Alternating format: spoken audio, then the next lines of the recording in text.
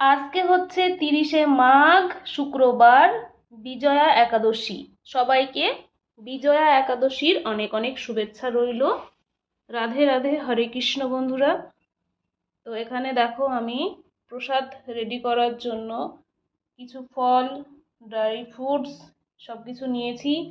সাবু রয়েছে, দুধ রয়েছে, সবটা দিয়ে মেখে আপনাদের সামনে আমি হাজির হব এক্ষুনি। ঠিক আছে,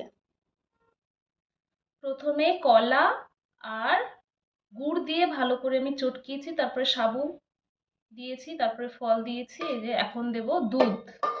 ঠিক আছে, এই যে দিয়ে দিচ্ছি দুধ।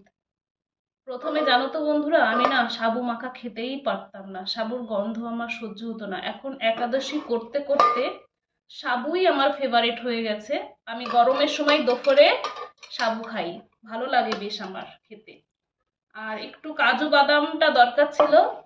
ঠিক আছে, বাড়ন্ত রয়েছে, অর্ডার করেছি, আসবে কিছুক্ষণ পরে। সেটা দিয়ে আমি দুপুরে স্মুদি বানাবো। ঠিক আছে, তো এই যে আজকে আমাদের সকালের মানে একাদশীর জন্য প্রসাদ রেডি হয়ে গেছে।